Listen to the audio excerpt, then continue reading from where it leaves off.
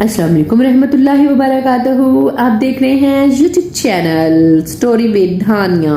जी तो व्यूवर्स, अगर आप चैनल पर न्यू हैं तो चैनल को सब्सक्राइब कर लें और बेल आइकन को दबाना मत भूलिएगा ताकि आने वाली सारी वीडियोस आप तक पहुंच सकें। जी तो व्यूवर्स, आज की हमारी वीडियो का टॉपिक है माँ के नाफरमान का इबरतनाक अंजाम। तो चले चलते हैं वीडियो की जानिब। खतीबुल असर हजरत मौलाना अब्दुल शकूर साहब दीनपुरी लिखते हैं कि मैं चिचावतनी शहर से तकरीर करके जा रहा था। कुछ साथी साथ थे। एक आदमी को देखा, चारपाई पर बैठा था। मक्खियां इसके पास बिन बना रही थी। अजीब हालत थी, चेहरा जर्द, गर्दो गुबार से अटा हुआ। अजीब दर्द में इसका कोई हमदर्द है। मुझे समझ ना आई ये कौन है। मैं इसके करीब गया तो कहने लगा, ओ मौलाना इधर तशरीफ लाएं। पीले दांत, हड्डियों का ढांचा, कमजोर सांचा, इसके पांव पर एक कपड़ा पड़ा हुआ था। इसने कहा, मुझे इबरत से देखो। अभी आपकी तकरीर की आवाज यहाँ आ रही थी और मैं सुन रहा था।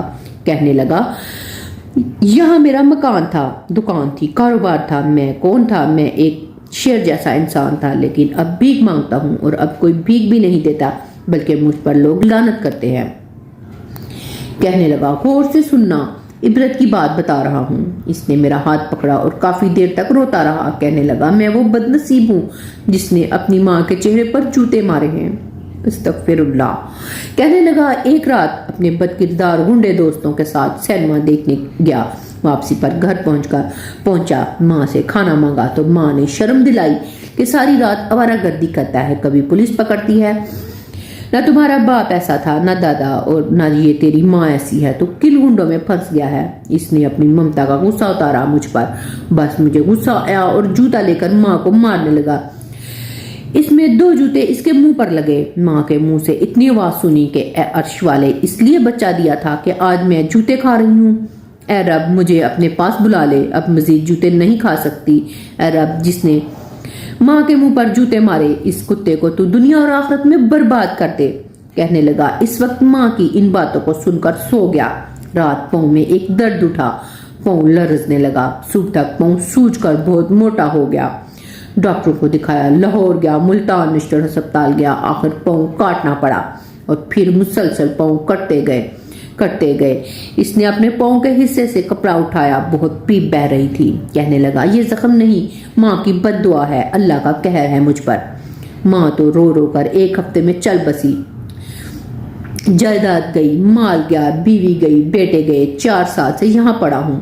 पीप मुसलसल बह रही है। ऐसा लगता है कि हर वक्त कुत्ते काट रहे हैं। नींद नहीं आती। गुजरने वाले कहते हैं कि ये वो लानती है जिसने अपनी माँ को जूतों से मारा। कुत्ते की तरह मेरे सामने रोटी फेंकते हैं। बेटों को बुलाता हूँ तो नहीं आते, अब्बा नहीं कहते। कहने लगा, मौलाना मुझे रूठा रब राजी करा दो। माँ के एक लफ्ज ने अल्लाह का कहर मुझ पर बर्पा कर दिया। इतना कहकर वो गिर पड़ा और रोता रहा। फिर इसने आंख ना खोली। मौलाना फरमाते हैं, खुदा की कसम ये मंजर मैंने अपनी आंखों से देखा है। ए अल्लाह, तू हमें वालिदैन का फरमा बरदार बना दे, आमीन। जी तो व्यूअर्स, ये सबक आमोज और इबरतनाक वाकया आपको कैसा लगा कमेंट्स में जरूर बताइएगा। मिलते हैं नेक्स्ट वीडियो में किसी अच्छे से टॉपिक के साथ। तब तक के लिए इजाजत दें। अल्लाह हाफिज।